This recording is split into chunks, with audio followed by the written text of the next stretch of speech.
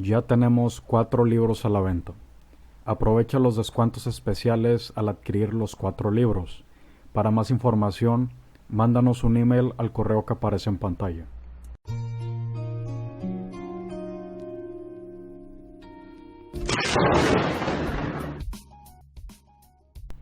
Este video es una continuación de amplificadores operacionales y análisis de datasheet. Por lo que, si no has visto ese video, te recomendamos que lo hagas. Esto es para que comprendas completamente lo que se hablará en este. El link se encuentra en la descripción. A pesar de que parezca lo contrario, usar un amplificador operacional no es tan complicado, siempre y cuando respetemos los parámetros eléctricos que vemos en el datasheet. Pero, a pesar de que hagamos esto, siempre se nos puede escapar uno que otro parámetro. Es por esto que en este video veremos 5 errores comunes al usar amplificadores operacionales. Error número 1. Exceder el voltaje máximo de operación. Este error puede ser algo complicado de entender bajo ciertas circunstancias.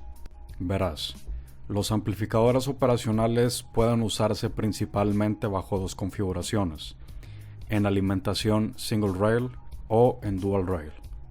El problema aquí es que en ciertos datasheets el voltaje máximo de alimentación se suele mostrar únicamente como valor single rail y no como dual rail.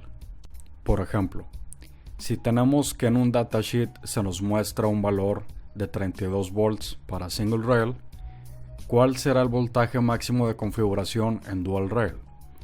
Si tu respuesta fue de más o menos 32 volts, tu op-amp ya hubiese explotado en este momento. Cuando tenemos una configuración dual rail, debemos dividir la amplitud máxima en single rail sobre 2.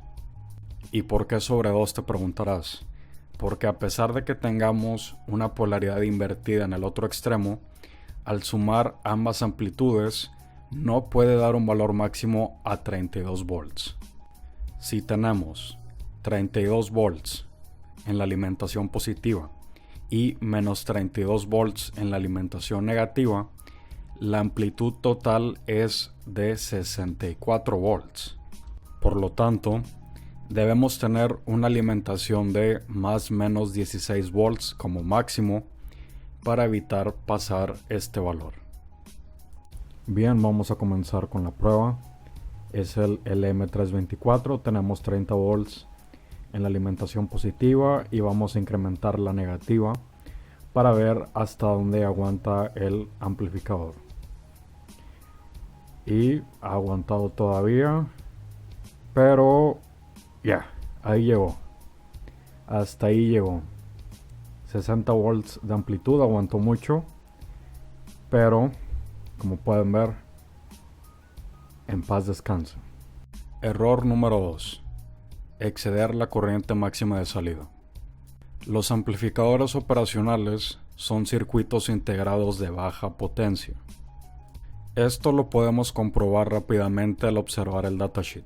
Por ejemplo, el LM324 tiene una corriente de salida máxima de 30 miliamperes. ¿A qué se debe esto? A las bajas dimensiones de los transistores de salida que se encuentran dentro del amplificador. Por lo tanto, los op-amps no deben usarse para alimentar cargas nunca, dependiendo de la dimensión obviamente, pero es muy fácil dañarlos por excedentes de corriente o por cortocircuitos. Bien, ahora vamos a conectar esta carga que es de aproximadamente 100-150 miliamperes. Pueden observar que es el ventilador que ya está girando. Y ahora vamos a conectarlo a la salida del op-amp, el M324 de nuevo. Y vamos a ver que no alcanza a moverlo. Esta es la protección anti exceso de corriente o cortocircuito que tiene el op-amp, que es lo que permite que ante eventos como este corte la alimentación o corte la salida. Y a veces previene el daño, a veces no, dependiendo de la carga.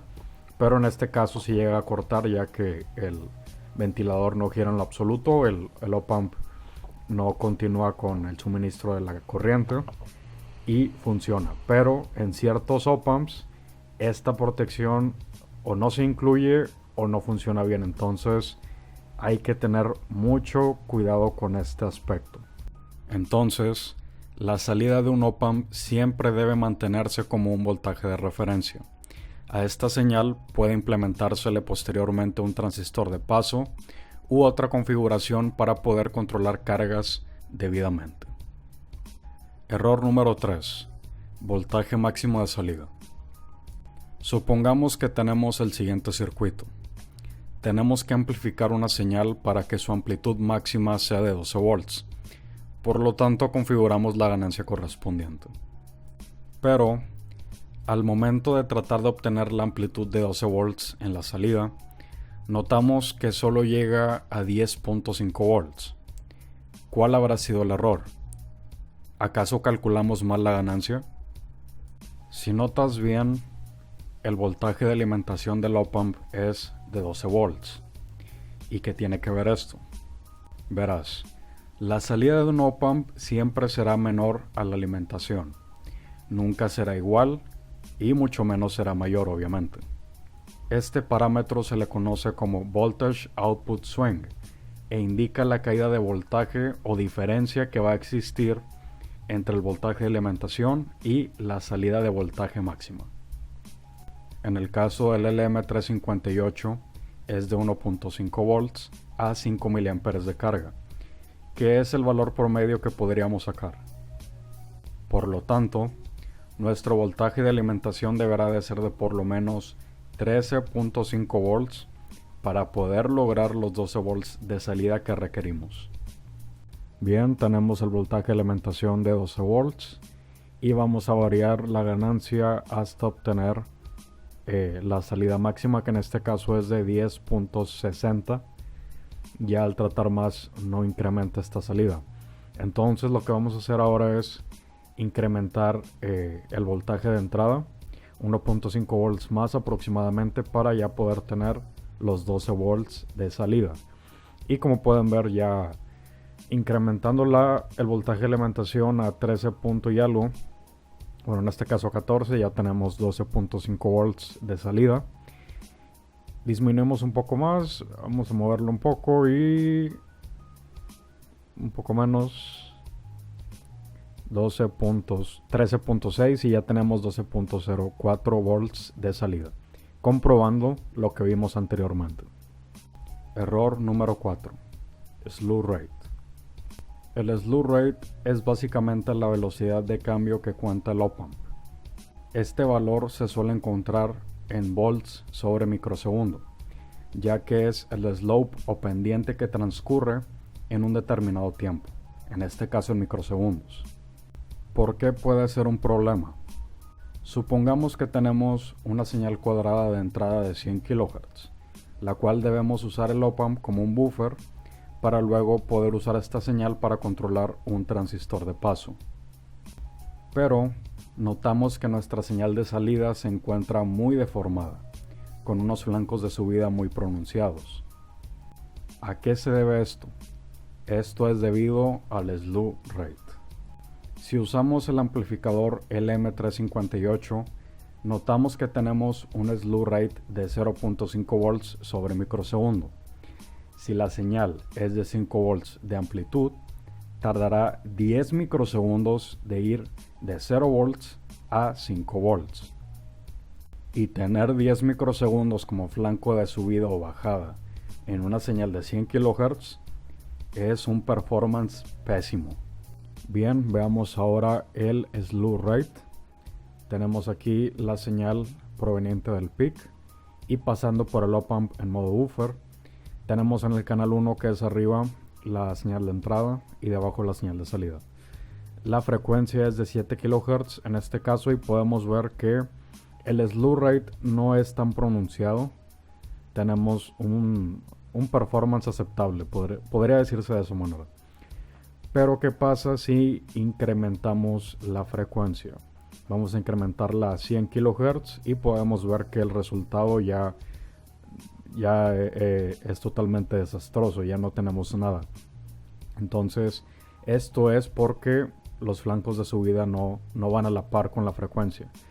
Aquí podemos ver a 200 Hz, 250 Hz y vemos que todo funciona perfecto. Entonces ya comprobamos lo visto.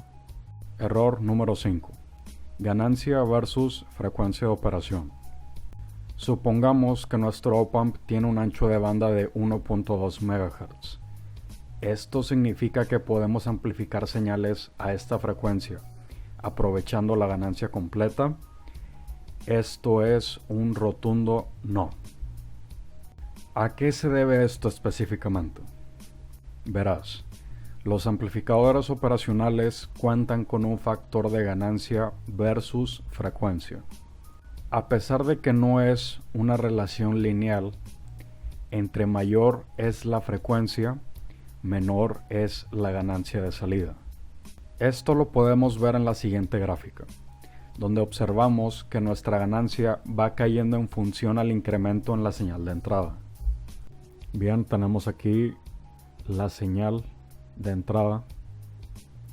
Tenemos la resolución de 50 mV por división en el canal 1, que es arriba, y debajo tenemos la señal amplificada en una resolución de 2 volts por división, para que no se confundan con las dimensiones. Vamos a variar la amplitud de la señal de salida, la señal amplificada, podemos ver.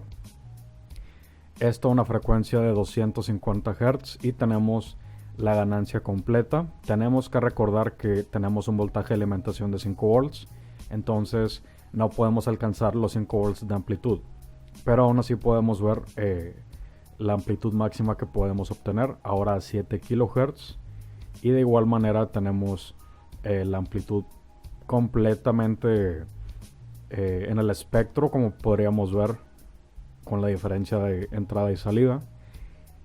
Pero ahora vamos a dirigirnos a 64 kHz y vamos a notar ahora sí el problema.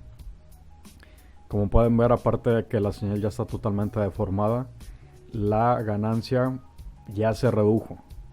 Ahí estamos teniendo un problema con el trigger, pero ya podemos apreciar el problema de que no podemos obtener la ganancia completa a como la teníamos previamente, y esto es por la frecuencia. Entonces podemos observar que tenemos una limitante muy grande respecto a la frecuencia. Siempre ténganlo en cuenta. Por esto debemos de ser muy cuidadosos al momento de escoger un amplificador operacional si vamos a amplificar una señal de alta frecuencia. O podemos implementar una configuración en cascada, pero este tema será de otro video. Bien, gente, antes de despedirnos, quiero que hagamos honores a estos dos op-amps que dieron su vida para hacer las pruebas del día de hoy.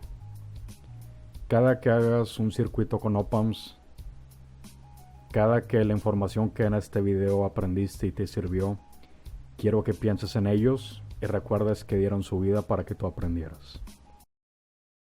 Si te ha gustado el video, no olvides darle like, suscribirte y compartir el canal para ayudar con el crecimiento de este.